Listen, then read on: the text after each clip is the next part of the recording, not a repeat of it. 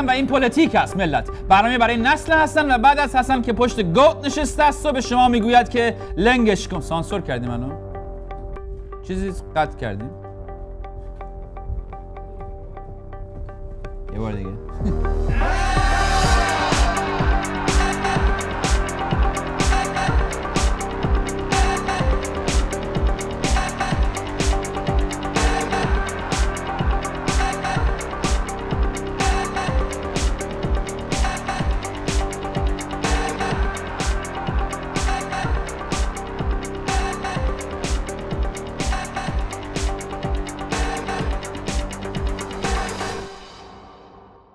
داعش آقا، داعش در همین یک ماه گذشته که در مجلس ایران بحث ساپورت و حجاب و روش‌های جلوگیری فلان اینا مسائل از این قبیل داغ بود، گروهی به نام داعش آقا، داعش که معروف شدن به جنگجویان وحشت و در سوریه با دولت بشار اسد می‌جنگیدن، اومدن چندین شهر عراق تصرف کردن، بحران جدید درست کردن در کشور همسایه ایران عراق. ما همین یکی رو دیگه کم داشتیم که دیگه خلاصه داریم. در مورد این گروه 7-8 هزار نفری همین بس که آقا یارو با چاقو میوه‌خوری همچی گردن میبره انگار سیب زمینی پوست میکنه یارو لامصب. بعد خودش هم فیلم میگیره از خودش که داره این کارو میکنه، پخش میکنه این برابر اینترنت فلان حرفا. با کشتن وحشت ایجاد میکنه جوری که هر کی جلوشه اسلحه‌اش میذاره زمین الفرار. دوم اینکه القاعده برابوم القاعده ابراز انزجار کرده از این گروه. دیگه شما خود فکرشو کن که داستان چیه. سوم اینکه میخواد جنگ خودش رو سنی و شیعه اعلام کنه و میگه ما جنگ سنی. آخرم که این گروه این هفته همین هفته جوگیر شد و با حفظ سمت اعلام خلافت کرد برای مسلمانان جهان. برابم همونجور که مشاهده میکنید عراق اعلام خلافت از سوی داعش تهدیدی برای همه کشورهاست. خبری که اعلام شده ایشون اعلام خلافت کرده. این مسلمانان جهان بینندگان عزیز یه امام داشتن به اسم مقام معظم رهبری، بدبختیشون کم بود. یه امام مسلمان جهان داشتن قبل از مقام معظم، امام اصلیه بود که ایشون هم جانشین یه آقای دیگه خودش اعلام که بچم ایشون. حالا این بدبختی ما کم بود، حالا یه خلیفه هم اضافه شد. البته نه اینکه در ایران کسی ندونه این وضعیت عراق و اینها، این وضعیت عراق و اینها هم که پیش اومده مو به موی اینا رو قبلا به ما گفتن، قبلا به ایشون گفته بودند. اما خلیفه مسلمین جهان نه، رهبر مسلمین جهان که خودش جانشین اون یکی رهبر مسلمین جهان شد، با نگاه اسلامی نگاه میکنیم. ما با نگاه اسلامی نگاه میکنیم. نگاه اسلامی برادری، اتحاد، همدلی و صمیمیت است. خوب، اما این گروه داعش زیاد مثل این که همدلی، اتحاد و صمیمیت است سرش نمیشه که هیچ یه نقشه رو کرده برای دنیا که اینجوریه. خدمتشون نقشه اول اینجوریه، بعد اینجوری میشه، بعد یه سری آقای داعش نشسته خط و خطوط قرمز برای خودش کشیده، بعد دیگه سیاه کرده بقیه رو. باز این چه شعورش است. بله اونجا همونطور که بینندگان از مشاهده میکنید قسمت ایران و اینا شده خراسان. تشکر میکنیم یه جزیرهمون پایین دادن خراسان، همون ایران است. برای خودشون عراق و شام اونجا در شام یعنی برای خودش تقسیم بندی کرده. شام میخوره، عراق صبحونه میخوره، اونجا حال میکنه خودش. کردستان کشور شده، آناتول کرده برای خودش، اوتول آناتول دیگه. خلاصه یه گوشه موشه اروپا و اندلس اون زیر اسپانیا که پارتی میکنن اونا دیگه مثلا بر پسرموش گشته. مغرب هم گفته قاسم الحشبی بره بر خودش زندگی کنه، ارض حلبشه. خلاصه این قضیه ظاهرا یمن و اینا جدیه، یک نقشه سیاهی اینجوری برای خودشون درست کردن و خیلی عالی. مطابق این نقشه از آخر افغانستان تا اسپانیا و شمال آفریقا میره زیر خلافت این گروه. این وسط یه دو تا در و تپه تو فرانسه و آلمان و اون طرفا همچنان جزو کفار و مشرکین باقی میمونه که حالا فعلا اونا رو بیخیال. منطقه آقا یه جوری به آشوب کشیدن که دنیا ترس برش داشته با شدید شدن اختلافات مذهبی و شیعه سنی شدن جنگ ها از سوریه تا عراق و احتمالاً بقیه جاها. خاورمیانه اصلا میشه چیزی دیگه. تا 20 سال دیگه اون چیزی که ما از کشور تو خاورمیانه الان میشناسیم اون چیزی نخواهد بود که میشناختیم. همزمان که داعش داشت نقشه میکشید برای خودش که آقا اینجا قفقاز مال من، حسام الحسین تو برو اندلس مال تو، نمیدونم فلان اینجا اسمش میذاریم خراسان میدیم به علی آقا. در مجلس ایران هنوز نمایندگان محترم بحث دوفوریتی ساپورتکی خوشگل‌تره رو در صحن علنی مجلس داغ کردن، غافل از این که داعش داشت همینجوری تو خیابون تق تق تق تق تق تق تق تق آدم میکشت، آدم معمولی میکشت و یه ذره اونورتر از مجلس در بیت آقای آیت الله مکارم یک کسی به نام مثلا همین آیت الله مکارم شیرازی که هنوز خبر رو نخونده که کی به کیه، یه تیکه حکم جهاد داد علیه داعش. بن آیت الله العظما مکارم: جهاد با داعش واجب است یا علی برو که رفتیم. انگار نه انگار که فرمان جهاد رو در حکومت اسلامی آقا و رفقا باید فقط آقا بده و بقیه رفقا اطاعت کنند. به همین علت ما طبق فرمان ولایت فقیه عرض میکنیم که تو بشین سر جات آقای مکارم، بذار ببینیم قضیه عراق به نظر ایشون. قضیه عراق به نظر ما قدرت‌های سلطه‌گر غربی و به طور مشخص آمریکا در صدد سوء استفاده از جهالت‌ها و تعصب‌ها. سیاست رهبر معظم انقلاب اینه که تا تعقیب توقی میخوره مامان ببین آمریکا، مامان آمریکا. در تاریخ 35 سال جمهوری اسلامی، حالا من هیچی، من فلان، شما یه مورد پیدا کن که اتفاقی در دنیا افتاده که ایشون فکر نکنه که آمریکا پشتشه. آمریکا البته پشت خیلی چیزا هست و بوده، مثل 28 مرداد و فلان و بلال و هواپیما و فلان، ولی شاید این یکی رو نباشه، شاید یه چیزی باشه که نباشه، اصلا به ضررش باشه که داعش عراقو بریزه به هم. شما همینجوری سوزنت رو آمریکا، این داره میچرخه، گیر کرده آمریکا گیر کرده، هر جا تیر در میکنه تق و توق شما میگی مرگ بر آمریکا. توجه آقای خامنه‌ای و مکارم که خیلی سیاستمدار هستند، خیلی ادعا دارن ماجرای عراق و آمریکا خودش کشت که بعد از 10 سال فلان اینا جمع کنه، حالا خودش بیاد لگد بزنه به اونجای خودش. چرا آخه؟ نظر مشاور روابط بین المللتون چیه در مورد نقشه هایی که اونها داشتن؟ مامان اینو آمریکا، اون نقشه هایی رو که اونها داشتن که جهان اسلام رو مشغول به خودش بکند، مشغول اختلافات درون خودش بکند تا اونها بتوانند اون منویات استکباری خودشون رو دنبال کنن، امروز با یک پدیده روبرو شده است که همه اون نقشه ها رو نقش بر آب می‌کنه. باز خدا رو شکر که این پرونده هسته‌ای رو از این جلیلی گرفتن. این آقای مشاور زیاد الان خدا رو شکر مهم نیست که این حرفا رو میزنه، ولی بالاخره این هم یه حرفایی تو مملکت میزنه، بعضیا گوش میکنن به حرفای این آدم. ولی حالا چرا اصلا عراق مهمه؟ سوال مهم اینه که چرا من دارم گلوی خودم پاره میکنم؟ چرا اصلا عراق برای ایران مهمه؟ عملیات ساخت صحن امام حسین علیه السلام که در سمت باب توسی حرم مطهر امیرالمومنین علیه السلام واقع شده است با سرعت به پیش می رود. خب ما تو این موضوعات دخالت نمی کنیم. دیگه چی داریم؟ تولیت آستان مقدس حسینی اعلام کرد مراحل عملیاتی ساخت 2 صحن مطهر امام حسین علیه السلام با نام‌های صحن ابراهیم مجاب و صحن صاحب العصر و الزمان عجل الله تعالی فرجه الشریف به زودی آغاز خواهد شد. گفتم که وارد تولیت و اینها نمیشیم. یه چیز دیگه چی داری بذاری؟ یکی از پروژه‌های بسیار مهم آستان مقدس عباسی که مورد توجه خاص هیئت امنای این آستان مقدس بوده است، طرح توسعه افقی حرم مطهر با احداث سقف صحن مطهر می باشد. اینا همه سر جاش، تا تقریبا ذوقی میخوره، احساسات مردم جریه دار میکنه. کشور عراق که فقط این مکان ها نیست که، فقط شیعه ها که نیستن که، چه کمکی به مردم عراق میتونید بکنید؟ آقای روحانی کجاست؟ روحانی کو؟ کمکی دولت عراق از ما بخواد این کمک رو مورد رسیدگی قرار میدیم. البته تا امروز از ما درخواست کمک خاصی نشده، کسی درخواست کمک نکرده ازشون، ولی عراقی‌ها خیلی تشکر کردن از این قضیه که آقای روحانی حرفو زده. برابر تشکر دولت عراق از پیشنهاد روحانی برای دفاع از عتبات عالیات. خبرگزاری فارس نوشتین و همونجوری که مشاهده می‌کنید به گزارش خبرگزاری فارس. معاون نخست وزیر عراق ضمن تشکر از پیشنهاد امروز رئیس جمهور کشورمان برای دفاع از عتبات عالیات از توانایی دولت عراق برای دفاع از این اماکن مقدس خبر داد. ای ملت مسلمان و غیر مسلمان ایران، از اون ور یارو حکم جهاد داده، از این طرف فیلم منتشر میکنند. خبرگزاری فارس فیلم منتشر میکنه از کندن گور برای اعضای داعش در ایران.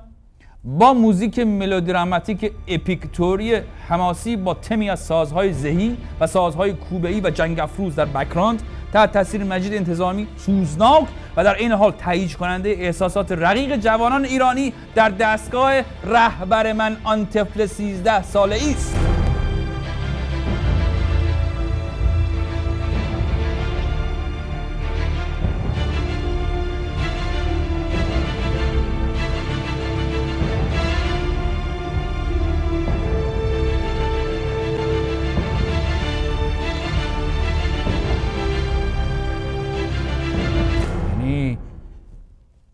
آقای داعش بفرما، اگه دوست داری بیا، میری یه راست اون تو. من جای داعش بودم، من جای شما بودم، میرفتم از بجن که بیام به سمت شرق میرفتم به سمت غرب، اصلا میرفتم اونور پناهنده میشدم ترکیه، سازمان ملل، میرفتم به سمت سوئد و نروژ اونورا، اصلا نمیومدم اینور، میرفتم اونور. اصلا شما به من بفرما کجای دنیا کسی هنوز درخواست کمک نداده از پیشنهاد کمک شما تشکر میکنه؟ شما اگه ادعات میشه آقای جمهوری اسلامی بیا کمک کن به کسی که درد مشترک داری باهاش، دشمن مشترک داری باهاش. مثل کی؟ مثلا کی؟ بگو. مثلا همین آمریکا. جان کری وزیر امور خارجه آمریکا در مصاحبه‌ای با یاهو نیوز گفت آمریکا برای جلوگیری از کشت و کشتار درها را برای مذاکره با ایران باز گذاشته. ما درها را برای هر مذاکره سازنده‌ای که خشونت و کم و نظم رو پیاده کنه و تمامیت ارضی عراق حفظ بشه باز گذاشته است. این جواد ظریفشون بود ملت که اومد گفت آقا ما باز گذاشتیم. روحانیشون چی میگه؟ روحانیشونو بذار. دیدگاه ما اینه که ایران میتونه نقش سازنده ایفا کنه اگر پیام مشترکی با ما داشته باشه که اون پیام در برگیرنده تمام عراقی ها باشه.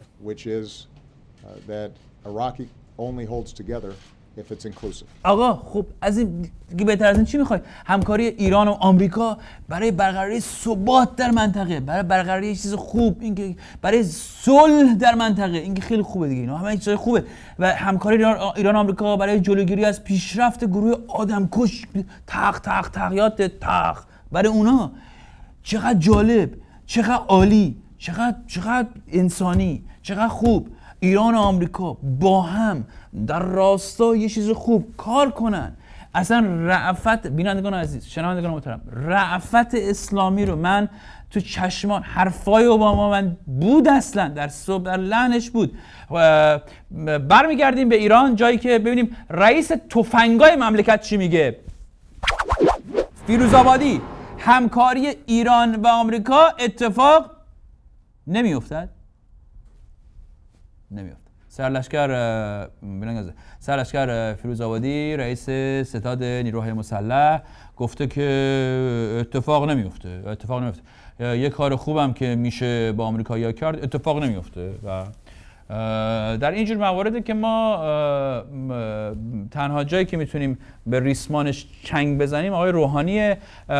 ببینیم که آیا آقای روحانی اونم همکاری میکنه. اصلا خبر داری چه خبره آقای روحانی؟ خبر داری؟ آمریکایی‌ها ممکنه اقداماتی بخوام بکنم، من از طرح اونها بیخبرم، مطلع نیستم، اما اون چه برای ما امروز مهمه خواست ملت عراق، خواست دولت عراق و اگر کمکی از ما بر بیاد که به ملت عراق کمک کنیم ما آمادگی داریم. جمهوری اسلامی یه جوری درباره عراق حرف میزنه آقا ملت، انگار که عتبات رو چون از عراق بگیری تاش فقط این هسته ازگیل با هسته ازگیل، چرا ازگیل دارن اونجا، خرما، هسته خرما باقی میمونه در فلان دیگه. گوره هر کی که اونجا داره با چاقو میبخوره گردن میزنه مثل سیب زمینی بوز میکنه ملت. آقا شما سر جریان هسته‌ای حاضر شدی بری بگردی رفقای تیله‌بازی بچگیای بنکیمون رو پیدا کنی که مشکلت حل شه.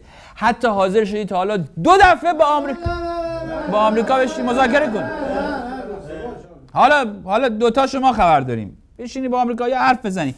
الان آمریکایی‌ها میگه حاضریم تو مسئله عراق با ایران همکاری کنیم. شما یک چند وقت فیروزآبادی اصلا آقای خامنه‌ای، من یه چیزی خصوصی بین خودت تشریف بیار اونور بهت بگم. تشریف بیار آقای خامنه‌ای، شما یه چند وقت این فیروزآبادی و جلیلی و بقیه دار دستا رو بفرست این تابستون یک مسافرت چیزی بفرست سوریه نمیتونن برن، بفرست برزیل، اصلا همه رو بفرست برزیل، اماکن زیارتی برن، بقیه جام جهانی رو ببینن اونجا، بفرست. شاید این روحانی دستش برسه با اوباما یه جوری کمک کنن این مسئله از این حالت بحرانی خارج شه. هم خدا رو خوش میاد، هم خرما دیگه پخش نمیشه تو منطقه بابت کشته شدن آدم‌های بیگناه. آمریکا. مهمان این هفته شما آقای ابراهیم نووی است. آقای نووی طنزنویس و نویسنده است.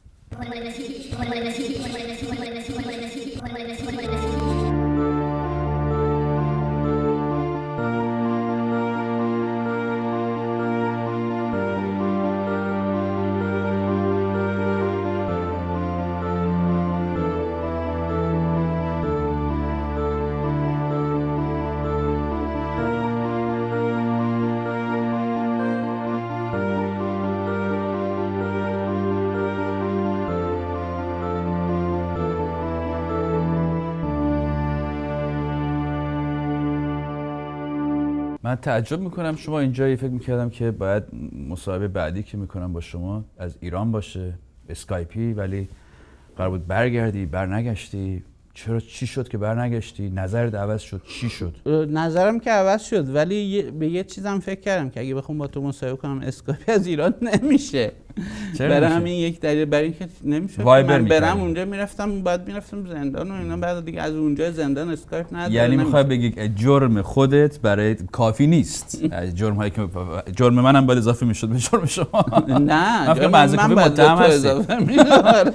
بعضی کافی متهم هستی. ولی چی شد که عوض شد نظرت؟ آره ببین، من خیلی فکر کردم، واقعش اینه که اول کاری در هیجان زده شدم و فکر کردم که اگه برم میتونم خیلی کارا بکنم و اینا. بعد انقدر برام مسئله مهم شد که فکرم رفتن خیلی مهمتر از هر چیزیه.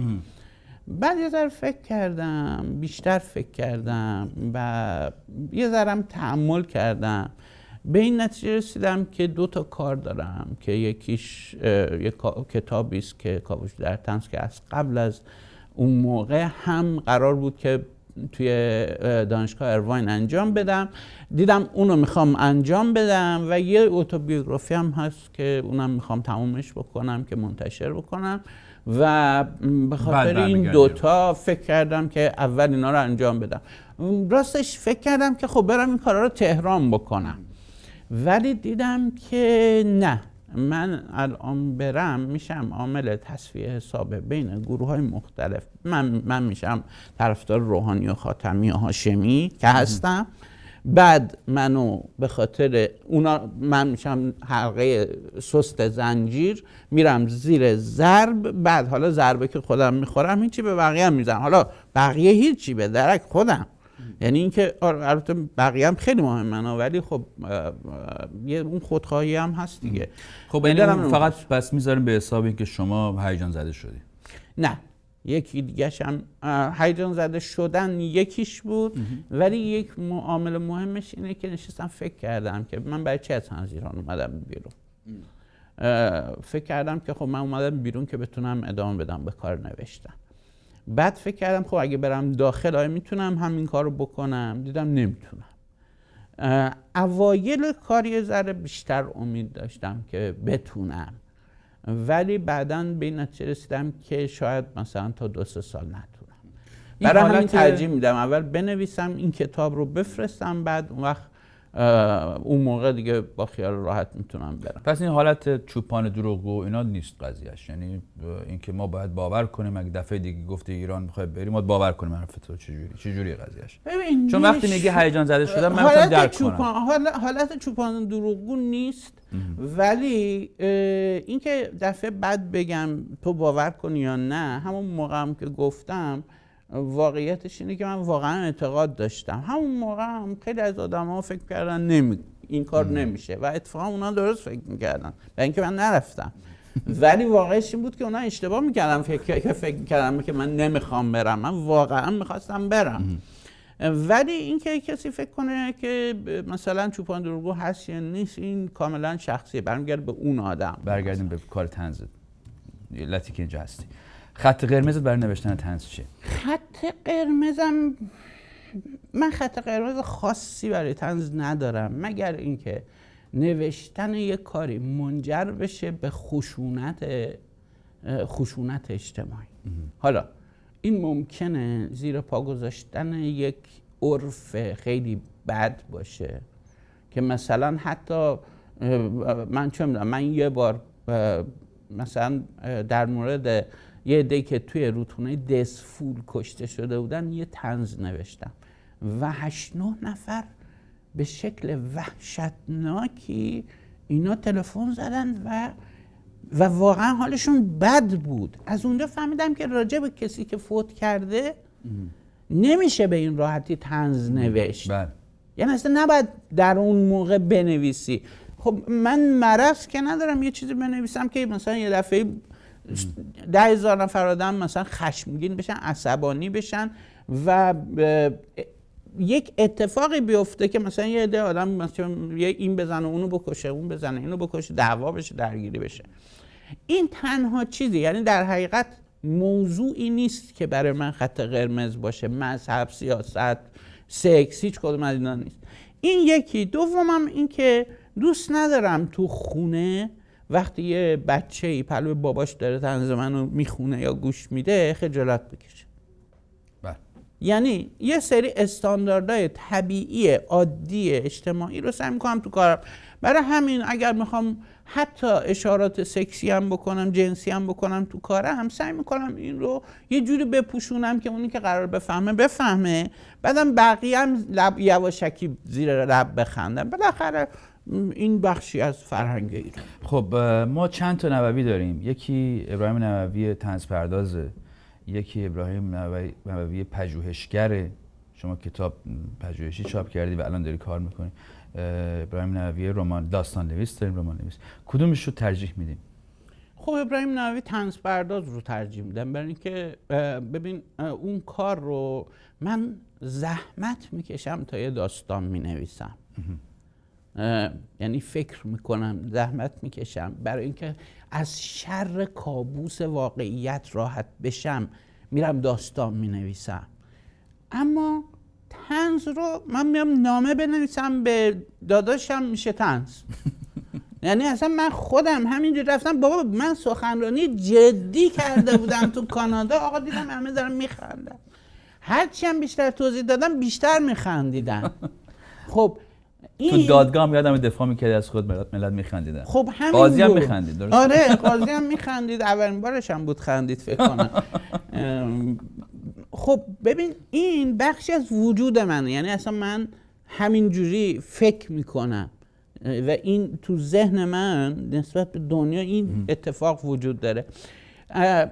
خب ببین این که مثلا من الان 16 سال دقیقاً از بهمن سال 76 من اولین کار روزانم توی جامعه چاپ شد. تا امروز جز دو سه بار که مثلا رفتم زندان یا سفر خاصی رفتم اینا، هر روز من طنز نوشتم تا امروز 16 سال 17 ساله. خب در حالی که من اصلا از کار تکراری بدم میاد. ببین من تو دبیرستان درس میدادم یه مدتی، یه کلاس داشتم بعد به 2 تا چیز درس میدادم. آقا من حالم بد میشد، سر دومی که باید تکرار میکردم حالم بد میشد، نمیتونستم، برای اینکه نمیتونم یه چیزی رو تکرار کنم. حتی برنامه تلویزیونی خودم هم که یا مقاله‌های خودم رو نمیتونم بخونم دفعه بعد، یا برنامه تلویزیونی رو نمیتونم ببینم، مگر اینکه واقعا یه گاف خیلی بدی داده باشم که مجبور شم ببینم. مثل این برنامه آخرت، درسته؟ کدوم؟ برنامه که راجب گفتی اعدام ها رو بیخیال شو. من نگفتم بیخیال شو، من نگفتم بیخیال شو، من گفتم که اون چیزی آیا اونم هیجانی بود؟ نه.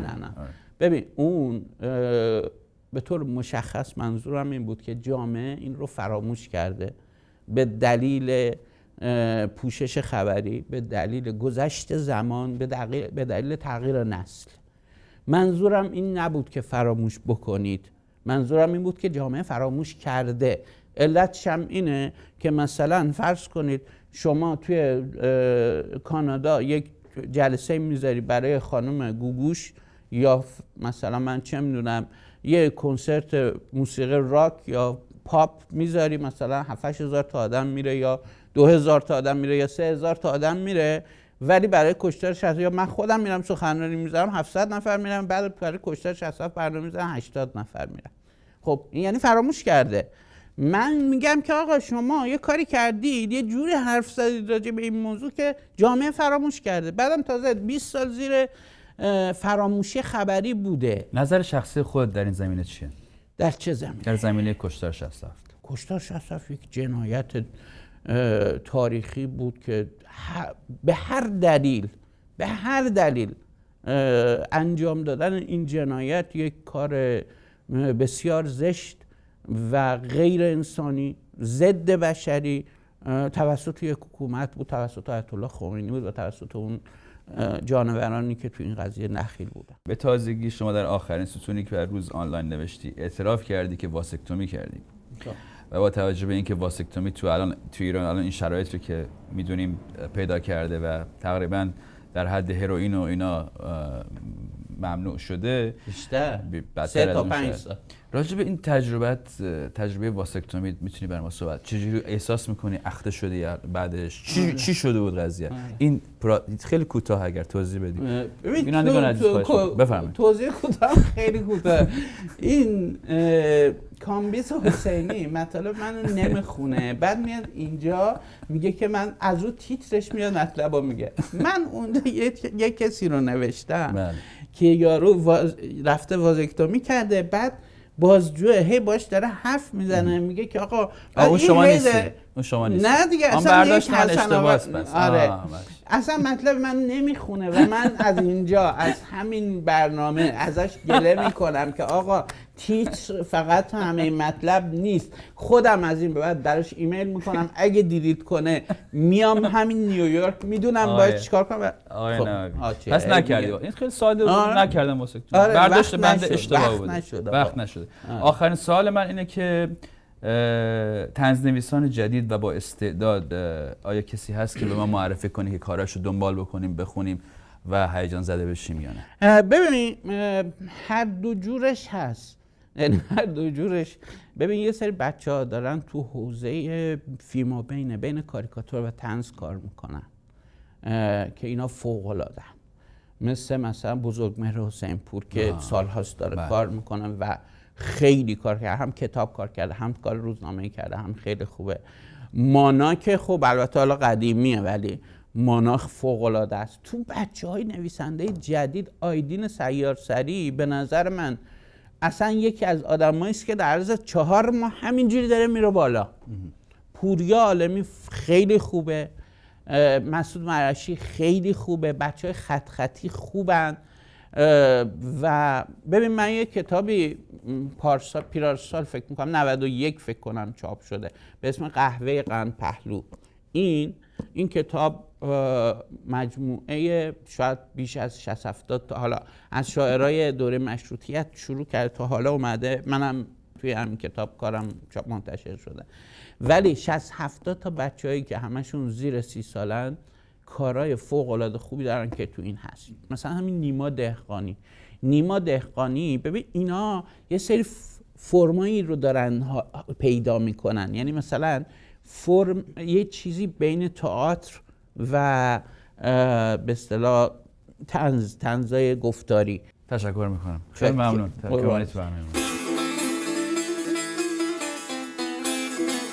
این آدرس توییتر من هست، این هم آدرس فیسبوک. هر کس با هشتگ پلیتیک در توییتر چیزی بنویسه بنده جواب بهش میدم. من کامبیز حسینی هستم. شما برنامه پلیتیک رو تماشا کردید. تا هفته دیگه در شب تهران هوای بغل دستی تو آقا خانم برادر خواهر داشته باش. اگرم نداری یکی جور کن برای خودت.